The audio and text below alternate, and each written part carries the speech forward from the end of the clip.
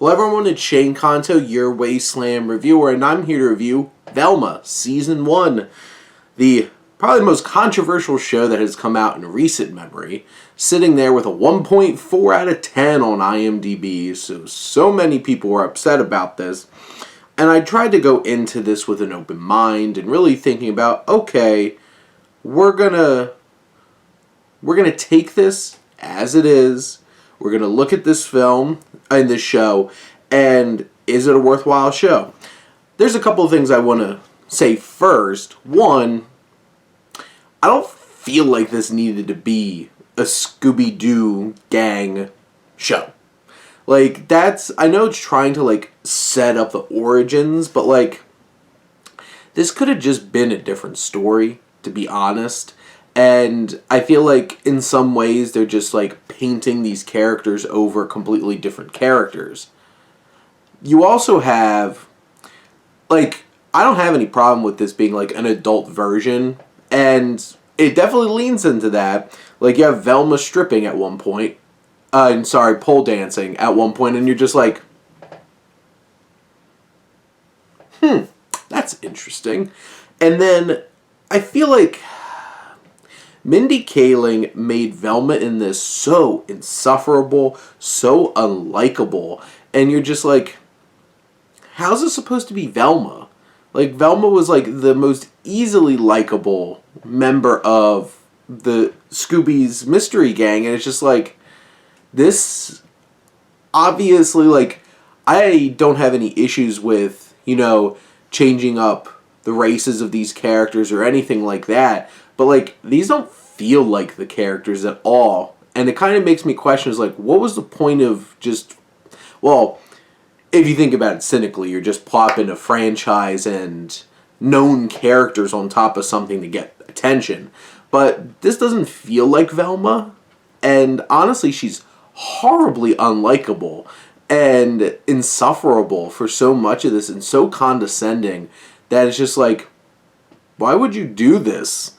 But as a show, I feel like it's interesting what they do with some of the characters, some of the stories, and this, I'm even saying this for Scooby-Doo, some of these storylines are absolutely absurd.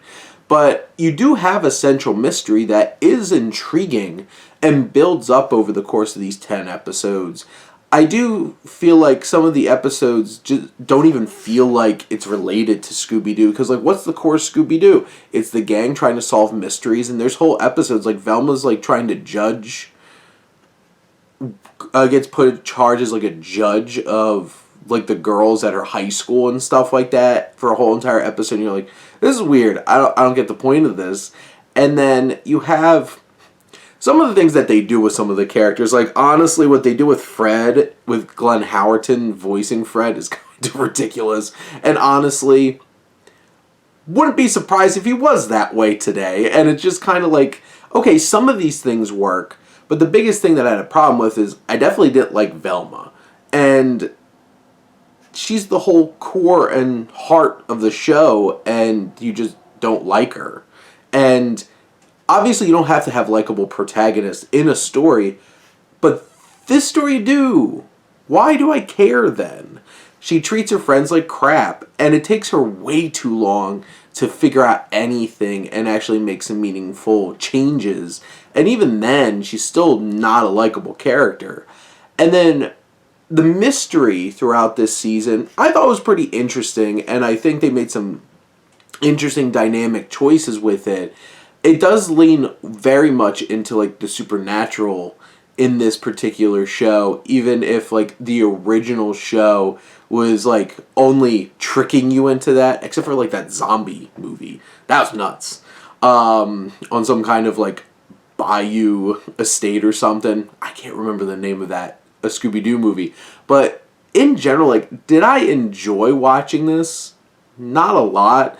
Was it easy passive watch? I guess it could be. Did it make me irrationally angry 99% of the internet? No. Is this a good show? Not really. It's really disappointing, and really disappointing what they do with some of the characters. But in the end, there's still some merit to this. There's some elements that work, and at the core, it takes a little bit to get there, but it does come down to, like, this is a mystery. And it does capture that, and it builds some tension and intrigue along with it. So, some elements work, most don't. And in the end, I think this is a pretty big misfire for a first season. And I'm really wondering if we're going to get another one, especially knowing HBO being part of Warner Brothers Discovery at this point, but we'll find out.